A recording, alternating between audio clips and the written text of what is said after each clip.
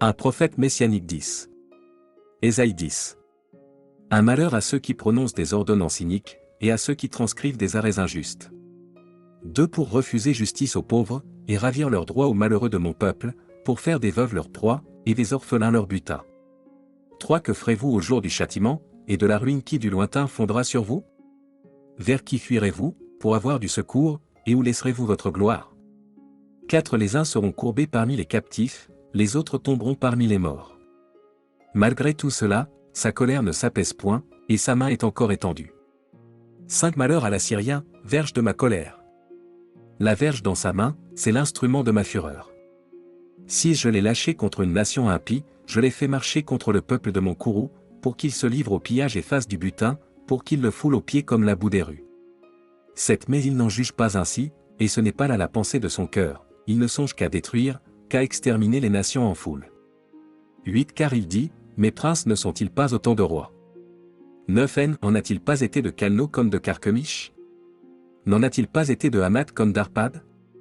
N'en a-t-il pas été de Samarie comme de Damas? 10. De même que ma main a atteint les royaumes des idoles, où il y avait plus d'images qu'à Jérusalem et à Samarie. 11. Ce que j'ai fait à Samarie et à ses idoles, ne le ferai-je pas à Jérusalem et à ses images?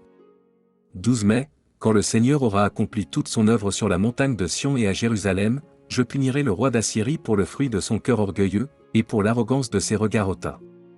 13. Car il dit, c'est par la force de ma main que j'ai agi, c'est par ma sagesse, car je suis intelligent, j'ai reculé les limites des peuples, et pillé leurs trésors, et, comme un héros, j'ai renversé ceux qui siégeaient sur des trônes.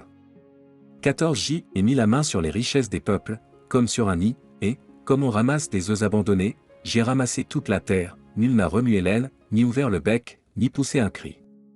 15. La hache se glorifie-t-elle envers celui qui s'en sert? Ou la scie est-elle arrogante envers celui qui la manie? Comme si la verge faisait mouvoir celui qui la lève, comme si le bâton soulevait celui qui n'est pas du bois. 16. Et pourquoi le Seigneur des armées, enverra le dépérissement parmi ses robustes guerriers, et, sous sa magnificence, éclatera un embrasement, comme l'embrasement d'un feu.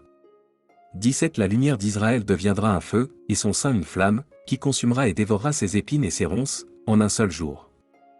18. Qui consumera, corps et âme, la magnificence de sa forêt et de ses campagnes. Il en sera comme d'un malade, qui tombe en défaillance. 19. Le reste des arbres de sa forêt pourra être compté, et un enfant en écrirait le nombre. 20. En ce jour-là, le reste d'Israël et les réchappés de la maison de Jacob, cesseront de s'appuyer sur celui qui les frappait, ils s'appuieront avec confiance sur l'Éternel, le Saint d'Israël. 21. Le reste reviendra, le reste de Jacob, au Dieu puissant. 22. Quand ton peuple, ou Israël, serait comme le sable de la mer, un reste seulement reviendra, la destruction est résolue, elle fera déborder la justice. 23. Et cette destruction qui a été résolue, le Seigneur, l'Éternel des armées, l'accomplira dans tout le pays. 24. Cependant, ainsi parle le Seigneur, l'Éternel des armées, ô mon peuple, qui habite en Sion, ne crains pas l'Assyrien. Il te frappe de la verge, et il lève son bâton sur toi, comme faisaient les Égyptiens. 25. Mais, encore un peu de temps, et le châtiment cessera, puis ma colère se tournera contre lui pour l'anéantir. 26. L'Éternel des armées agitera le fouet contre lui, comme il frappa Madian au rocher d'Horeb, et, de même qu'il leva son bâton sur la mer, il le lèvera encore, comme en Égypte. 27. En ce jour, son fardeau sera ôté de dessus ton épaule, et son joug de dessus ton cou, et la graisse fera éclater le joug. 28. Il marche sur Ajat, traverse Migron, laisse ses bagages à Micmash. 29. Il passe le défilé, il couche à Géba, Rama tremble, Gibéa de Saul prend la fuite. 30. Fais éclater ta voix, fille de Galim. Prends garde, Naï. Malheur à toi, Anatoth. 31. Madmena se disperse, les habitants de Gébin sont en fuite.